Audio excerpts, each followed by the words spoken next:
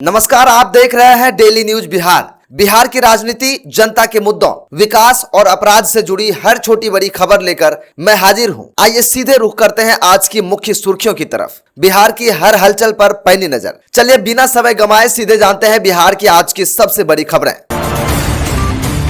बिहार में जासूस की तरह काम कर रहा स्मार्ट मीटर बिजली कंपनियों को भेज रहा हेराफेरी की सूचना। बिहार में परीक्षा सुधारों के लिए सोशल कमेटी सहयोग शिविर में छात्र कर सकेंगे शिकायत, सीएम सम्राट के 4 बड़े ऐलान। पटना नगर निगम का बड़ा फैसला, अब प्राइवेट कंपनी संभालेगी सफाई की कमान। जस्टिस वी कामेश्वर राव होंगे पटना हाईकोर्ट के नए मुख्य न्यायाधीश, एससी कॉलेजियम की बैठक में फैसला। पटना में डाक बंगला चौराहे से गांधी मैदान तक नहीं चलेंगे वाहन, तिरंगा यात्रा की वजह से बदला ट्रैफिक प्लान। चीनी उद्योग में बिहार की लंबी छलांग, इस बार 809 लाख क्विंटल गन्ना की पेराई का लक्ष्य। Bihar NEET UG counselling schedule जारी, 10 अगस्त से ऑनलाइन रजिस्ट्रेशन, 20 को आएगी पहली मेधा सूची। बिहार की नदियों की गाद अब बनेगी कमाई का जरिया, जिलावार सर्वे से खुलेगा खजाना, बाढ़ पर भी लगेगी लगाम। आरजेडी की 20 साल की सियासी कहानी, 2005 की हार से 2020 की वापसी और 2025 के झटके तक कहां चुकी पार्टी।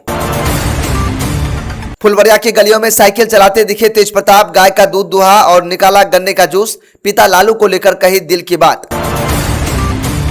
बिहार के स्कूलों में आई क्वालिटी एजुकेशन के लिए स्पेशल कमेटी का गठन, पेपर लीक पर गुंडा एक्ट, सम्राट सरकार के 4 फैसले। शराबबंदी पर फिर बोले जीतन राम मांझी, बिहार में लागू हो गुजरात मॉडल, कानून के नाम पर गरीब ना हो परेशान। बिहार के 18 शहरों के लिए चलाई जाएंगी बसें, पटना से किशनगंज तक पहुंचना होगा बेहद आसान। एमएलए बनने के बाद यहां रहेंगे प्रशांत किशोर, किसके होंगे पड़ोसी, वीडियो में देखिए कैसा है पीके का नया ठिकाना। पटना के ये पार्क है सुकून के ठिकाने, हरियाली और रोमांच के बीच भूल जाएंगे शहर की भागदौड़। चलिए अब खबरों को जानते हैं विस्तार से। पटना की बांकीपुर विधानसभा उपचुनाव के नतीजों ने बिहार की पूरी सियासत में बड़ा धमाका कर दिया है। बीते 3 दशकों से भारतीय जनता पार्टी का अटूट किला मानी जाने वाली बांकीपुर सीट पर ऐतिहासिक जीत दर्ज करके प्रशांत किशोर अब बिहार विधानसभा पहुंच चुके हैं। चुनाव जीतने के तुरंत बाद अब उनका आधिकारिक ठिकाना भी बदल गया है और वे पटना स्थित वीआईपी विधायक आवास में शिफ्ट होने जा रहे हैं। नितिन नवीन के राष्ट्रीय राजनीति में जाने के बाद खाली हुई इस हॉट सीट पर प्रशांत किशोर की रणनीतिक जीत ने राजधानी के सियासी समीकरण पूरी तरह बदल कर रख दिए हैं।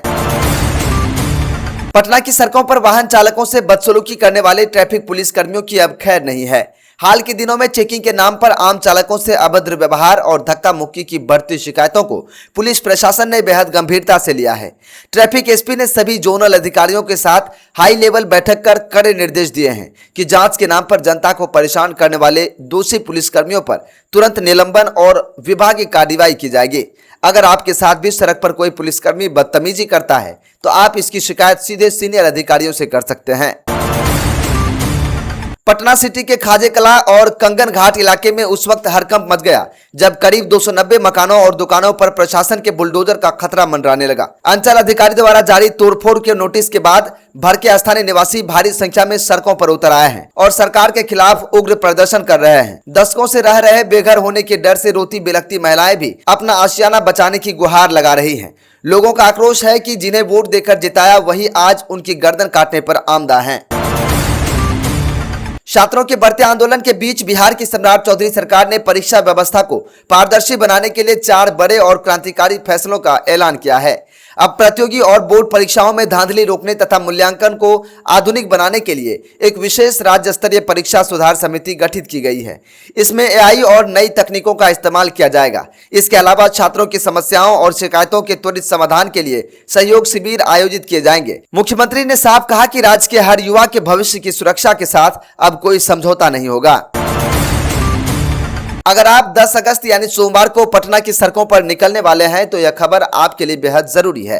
राजधानी में जेपी गोलंबर से कारगिल चौक तक निकलने वाली भव्य तिरंगा यात्रा को लेकर यातायात पुलिस ने शहर में बड़ा रूट डायवर्जन लागू किया है। सुबह 7 बजे से डाक बंगला चौराहे से गांधी मैदान, न्यू डाक बंगला से एसपी वर्मा रोड और छज्जू बाग मार्ग पर सभी आम वाहनों की आवाजाही पूरी तरह बंद रहेगी। यह पूरा मार्ग वीआईपी कारगेट के लिए आरक्षित रहेगा। हालांकि आपातकालीन एम्बुलेंस सेवाओं को इस ट्रैफिक प्लान से पूरी छूट दी गई है। बिहार के गन्ना उद्योग और किसानों के लिए एक बहुत बड़ी खुशखबरी सामने आई है। राज्य सरकार ने वर्ष 2026-27 के आगामी पेराई सत्र के लिए राज्य की सभी 10 कार्यशील चीनी मिलों को मिलाकर रिकॉर्ड 809 लाख क्विंटल गन्ना पेराई का विशाल लक्ष्य निर्धारित किया है। इसमें अकेले पश्चिमी चंपारण की 5 चीनी मिलें सबसे ज्यादा 526 लाख क्विंटल गन्ने की पेराई करेंगी। जिन जिलों में चीनी मिलें नहीं है वहां के गन्ने को पड़ोसी मिलों और गुड़ उद्योग से जोड़ा जाएगा। सरकार के इस महत्वाकांक्षी कदम से बिहार के लाखों गन्ना किसानों की आय में जबरदस्त बढ़ोतरी होगी। बिहार के मुंगेर और जमालपुर वासियों के लिए केंद्र और राज्य सरकार की तरफ से 280 करोड़ रुपए का बड़ा तोहफा मिला है। अमृत 2.0 योजना के तहत दोनों शहरों की जलापूर्ति परियोजनाओं को प्रशासनिक मंजूरी दे दी गई है। इस महत्वाकांक्षी योजना से मुंगेर और जमालपुर के कुल 17,745 घरों में सीधे नल से शुद्ध पेयजल पहुंचाया जाएगा। मुंगेर जलापूर्ति योजना के प्रथम चरण पर 177.72 करोड़ और जमालपुर परियोजना पर 102.23 करोड़ रुपए खर्च होंगे। सरकार के इस बड़े फैसले से इन दोनों शहरों में सालों से चली आ रही गंभीर जल किल्लत हमेशा के लिए खत्म हो जाएगी। बिहार में लगे स्मार्ट मीटर अब बिजली कंपनियों के लिए एक सीक्रेट जासूस की तरह काम कर रहे हैं। बिजली विभाग के पास उपभोक्ताओं की खपत का करीब 10 अरब डाटा पॉइंट्स जमा हो चुका है, जिसके जरिए बिजली चोरी और फर्जीवाड़े को तुरंत पकड़ा जा रहा है। कई लोग घरेलू कनेक्शन लेकर व्यावसायिक गतिविधियों में बिजली का इस्तेमाल कर रहे थे, लेकिन स्मार्ट मीटर के सटीक आंकड़े अब शाम 6 बजे से रात 9 बजे के बीच का कंजप्शन पैटर्न पकड़कर ऐसे फर्जीवाड़ों की पोल खोल रहे हैं। बिजली कंपनी ने साफ चेतावनी दी है कि गलत इस्तेमाल करने वालों पर भारी जुर्माना लगेगा। पटना हाईकोर्ट को बहुत जल्द नया मुख्य न्यायाधीश मिलने जा रहा है। सुप्रीम कोर्ट कॉलेजियम की उच्च स्तरीय बैठक में दिल्ली हाईकोर्ट के वरिष्ठ न्यायाधीश जस्टिस वी कामेश्वर राव को पटना हाईकोर्ट का नया मुख्य न्यायाधीश नियुक्त करने की सिफारिश की गई है। 1991 में वकालत की शुरुआत करने वाले जस्टिस कामेश्वर राव ने सुप्रीम कोर्ट और दिल्ली हाईकोर्ट में लंबे समय तक अपनी सेवाएं दी हैं। कॉलेजियम की इस अनुशंसा पर केंद्र सरकार की अंतिम मुहर लगते ही वे पटना हाईकोर्ट के मुख्य न्यायाधीश पद की शपथ लेंगे। इस नए नेतृत्व से बिहार के न्यायिक क्षेत्र में तेजी आने की उम्मीद है। बिहार में मानसून एक बार फिर अपनी पूरी उग्र रफ्तार पकड़ चुका है। मौसम विज्ञान केंद्र पटना ने 10 अगस्त के लिए राज्य के कई हिस्सों में झमाझम बारिश, वज्रपात और तेज आंधी का ऑरेंज और येलो अलर्ट जारी किया है। मौसम विभाग के अनुसार कैमूर, रोहतास और किशनगंज जिलों में भारी से अत्यधिक भारी बारिश की आशंका जताई गई है। इसके अलावा पटना, गया सहित उत्तर पश्चिम और दक्षिण बिहार के जिलों में गरज चमक के साथ बारिश होगी। मौसम वैज्ञानिकों ने आकाश से बिजली के खतरे से बचाव के लिए लोगों को खुले मैदानों और बड़े पेड़ों से दूर रहने की सख्त सलाह दी गई है।